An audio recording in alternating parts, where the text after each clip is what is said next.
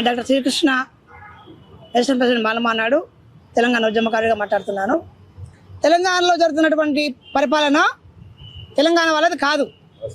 ఇది ఖచ్చితంగా BJP TDP కలిసి చంద్రబాబు నాయుడు రూపంలో నడుస్తున్నటువంటి పరిపాలన.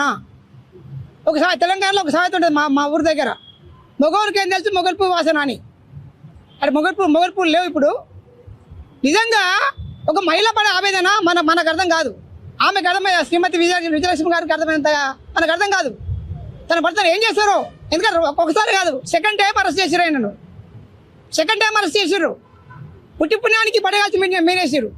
ఈ పడగాల్చి మీరేసినటువంటి ఎదవలు ఎవరంటే రేవంత్ రెడ్డి డీజీపీ, తెలంగాణ డీజీపీ రేవంత్ రెడ్డి, పవన్ కళ్యాణ్, వాడెవడు మామూలు చెప్పినటువంటి లపాకి గాడు, ఆయన పేరు చంద్రబాబు నాయుడు గాడు, ఆయన కొడుకు పవన్ కళ్యాణ్ గారు ఎట్లా వచ్చిండు, ఎందుకు వచ్చిండు? పవన్ కళ్యాణ్ ఎందుకు వచ్చిండు అంటే, ముందు పవన్ కళ్యాణ్ దింపిండు.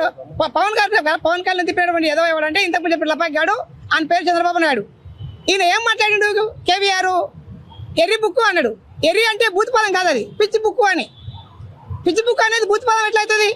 లేదు, ప్రభుత్వం తిట్టిననుకో, ప్రభుత్వంలో చంద్రబాబు నాయుడు ఒక్కట్లేడు కదా, ప్రభుత్వం ముఖ్యమంత్రి ఒక్కటే కాదు కదా ప్రభుత్వం అంటే. ప్రభుత్వంతో 50 డిపార్ట్మెంట్ కలిస్తేనే ఒక ప్రభుత్వం ఉంటుంది. అంటే మాట్లాడే విధానంలో తప్పులేదు, కానీ కావాల్సుకొని జర్నలిస్టుల మీద కుట్రలు పెట్టి ప్రశ్నించే వాళ్ళ మీద అరెస్టులు చేస్తే ఈ పోరాటం ఆగుతుంది.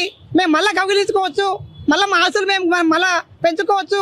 మా వాడు వచ్చి మా శిష్యుడే వచ్చిండు కదా, ముఖ్యమంత్రి అయింది కదా, కాబట్టి భీష్మ కవిలు అంటారు దాన్ని. భీష్మ కవిలు కవిలించుకొని ఇంకా మిగిలిన ఆస్తులు ఉంటే, ప్రజల ఆస్తులు ఉంటే అవన్నీ తీసుకోవడానికి జరిగిన కుట్రల భాగమే కేవీఆర్ అరెస్టు. ఆ కేవీఆర్ అరెస్టును కేవలం ఒక వ్యక్తికి మాత్రం చిత్రీకరిస్తే తప్పవుతుంది. ఒక ప్రశ్న అనే వ్యక్తి ఆ జర్నలిస్ట్ కావచ్చు, సామాన్య ప్రజలు కూడా కావచ్చు. ప్రశ్నించకపోతే సమాజం డెవలప్ కాదు, పాలకులు మారరు. కనుక ప్రశ్నిస్తేనే ఫలితం వస్తుంది. అది రాజ్యాంగంలో ఉంది. ఒక భావ స్వేచ్ఛ హక్కు అనేది రాజ్యాంగంలో అంబేద్కర్ రాసిన రాజ్యాంగం ప్రకారంగానే మనం కొట్లాడినాం. తెలంగాణ యాస మీద వాడు ఎగిరిగా చేస్తే కొట్లాడినాం. తెలంగాణ సంపద దోసుకుంటే కొట్లాడినాం. తెలంగాణ మీద మీకెందుకు తెలంగాణ, మీకు తెలుగు లేనప్పుడు కొట్లాడినాం. అదే ఆత్మగౌరవం పోరాటం. ఆత్మగౌరవ పోరాటంలో ఆయన జర్నలిస్ట్గా వచ్చి, జర్నలిస్టు కేవలం ఈ ప్రాంతానికి చెందిన వార్తలు చదవాడు. ఆయన మొత్తం ప్రపంచ జ్ఞానం ఉన్నటువంటి వ్యక్తి జర్నలిస్ట్ అయి ఉంటాడు. కాబట్టి ఆయన ఛానల్లో తెలంగాణలో జరిగినటువంటి అన్యాయాల మీద మాట్లాడిండు, ఆంధ్ర జరిగినటువంటి అన్యాయాలు కూడా మాట్లాడిండు. దాంట్లో ఏం బుద్ధులు ఏం మాట్లాడలేదు కదా. కానీ ఎందుకు అరెస్ట్ చేశారంటే, ఎవరు ప్రశ్నించే వాళ్ళ మీద రేపు నెక్స్ట్ జరగబోయేది ఉపా కేసులు పెడతారు, ఎన్ఐ దాడి చేస్తారు, అర్బన్ ముద్ర వేస్తారు, చివరికి ఊటి చేస్తారు.